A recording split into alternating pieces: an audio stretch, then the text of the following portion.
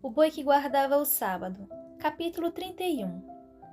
Na sexta-feira de manhã, Nicolai nem se preocupou em sair cedo da cama. De que adiantaria? De qualquer maneira, não lhe seria possível concluir o trabalho até o pôr do sol. Simplesmente havia barris demais para levar à cozinha até o momento em que o sábado começasse. Não parecia importar o fato de que Nicolai havia orado e trabalhado arduamente toda a semana de novo, retesando cada fibra do seu ser para alcançar o número de barris necessário. Fora tudo em vão. Por fim, logo após o despontar do dia, Nicolai levantou-se e foi para a cozinha. Agora não havia senso de urgência.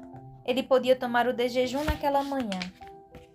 A caminho da cozinha, outro prisioneiro chamou.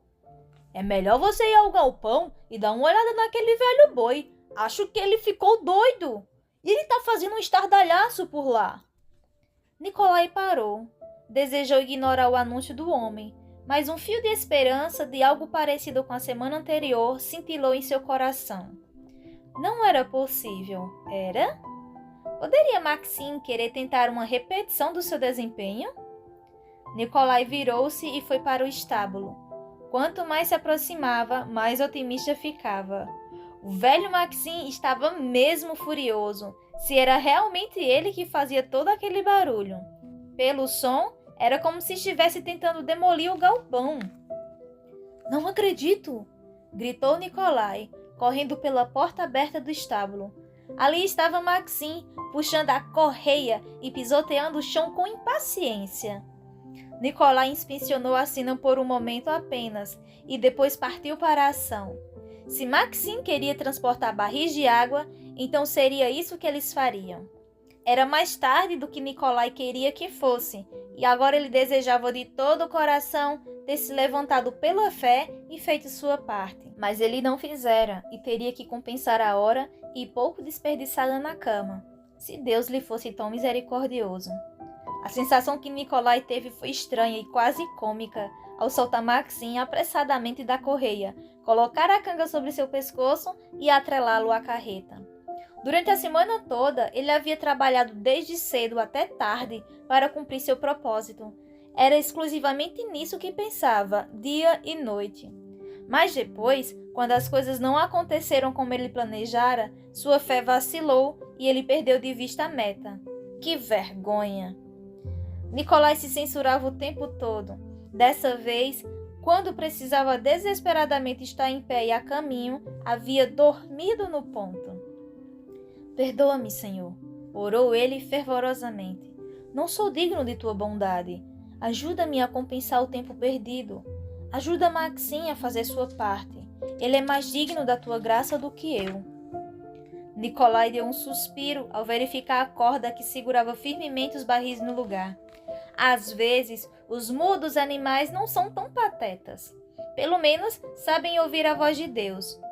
Ele pensou novamente na história de Balaão e sua jumenta, e em como Deus operara por meio dos atos de um animal. Quando Balaão não conseguia ver a vontade de Deus, uma jumenta submissa viu. E agora, parecia que Deus estava pronto para usar Maxime de novo. O boi estava disposto. Era o homem que carecia de fé. Em pouco tempo partiram para a fonte.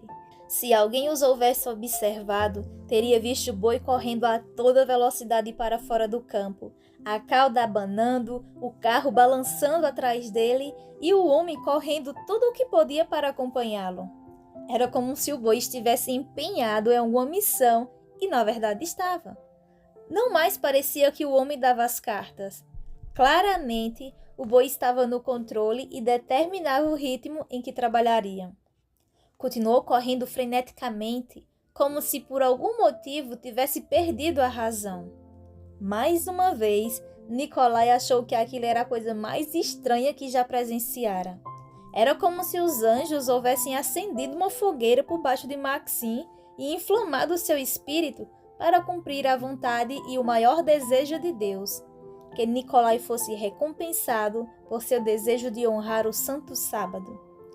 Durante a semana toda, Nicolai havia trabalhado arduamente para transportar barris extras de água para a cozinha, sempre consciente de que precisavam de um total de 70 a fim de alcançar a meta. E durante a semana toda, Maxim havia feito sua parte, porém, com mais frequência, menos energeticamente do que Nikolai esperava. Agora era sexta-feira de novo, o dia da preparação, e Maxim cumpriu uma ordem. A ida à fonte para aquele primeiro carregamento de água foi feita em tempo recorde. Nem foi uma surpresa completa o fato de que Maxim estivesse naquele corre-corre na ida e na volta. Nikolai o havia visto atuar desse modo na sexta-feira anterior, mas ficou impressionado ao vê-lo fazendo o mesmo pela segunda semana consecutiva. Isso ajudou a remover qualquer dúvida na mente de Nikolai de que uma coisa assim poderia ter sido um acidente da semana anterior. Enquanto Nikolai corria, ofegante, atrás do carro na volta para o campo, precisou admitir que Deus opera de maneiras misteriosas. Enquanto todos no campo observavam Nikolai e Maxim, a cena confirmava na mente deles, ainda mais que na semana anterior, que o Deus do céu estava novamente agindo em favor de Nikolai. De que outro modo poderia aquilo ser interpretado?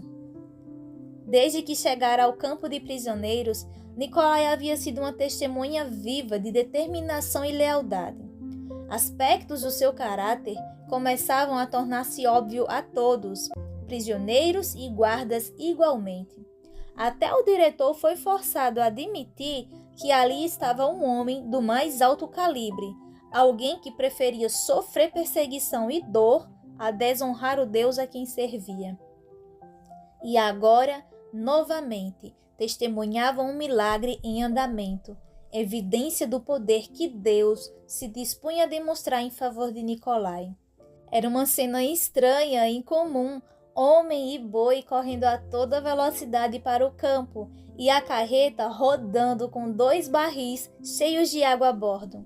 E era igualmente intrigante ver Maxim virar o carro e voltar à fonte, tão logo os barris cheios eram removidos e substituídos pelos vazios. Depois, todo o desempenho se repetia, enquanto o homem e animal eram vistos a sair do campo apressadamente para cortar os amplos espaços abertos das estepes siberianas.